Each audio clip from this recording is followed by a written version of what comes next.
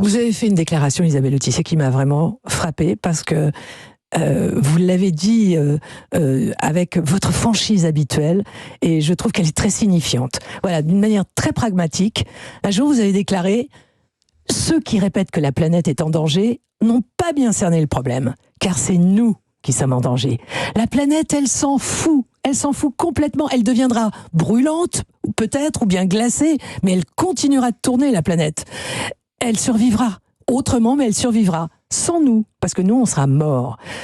Parce qu'on est ultra fragile, sans stabilité climatique, sans air pur, sans eau potable et sans des océans féconds. En fait, il faut arrêter de dire que la planète est en danger, c'est nous. Mais bien sûr, mais c'est pour ça que les questions environnementales, c'est avant tout un humanisme. Pourquoi est-ce qu'on fait tout ça? C'est pour nous, pour vivre dans des conditions décentes, dans des conditions où l'humanité peut continuer à s'exprimer. Or, aujourd'hui, on a une forme d'organisation humaine, sociale, économique, politique, tout ce que vous voulez, qui tire contre nous-mêmes, puisqu'on détruit les fondamentaux qui nous fait vivre. La première chose, c'est ce que je dis dans cette déclaration, la première chose, c'est d'avoir un climat à peu près correct. Vous savez, le mois dernier, en Inde, il a fait 50 degrés.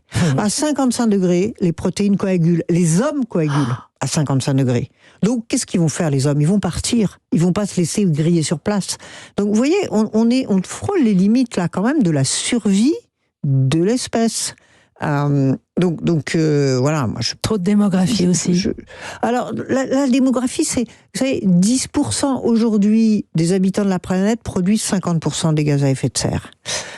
Si vous prenez les consommations de tout, c'est pareil.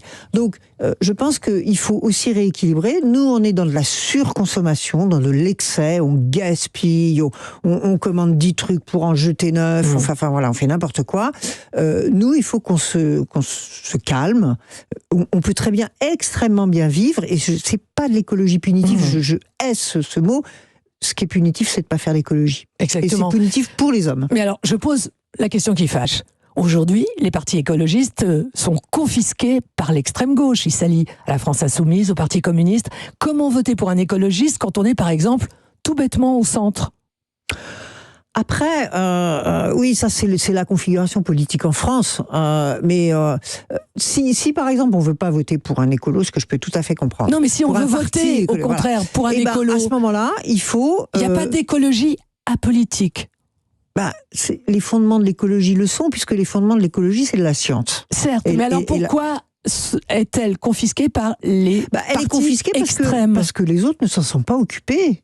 Parce que pendant des décennies et décennies, les seuls qui ont porté ce sujet-là, c'était ces gens-là. Si les partis de droite, du centre, voire même de l'extrême droite, avaient eu vraiment une action, pas seulement des beaux discours, mais une action sur ces questions environnementales, ils auraient été crédibles et ils auraient pu porter ces sujets-là. Ils l'ont pas fait.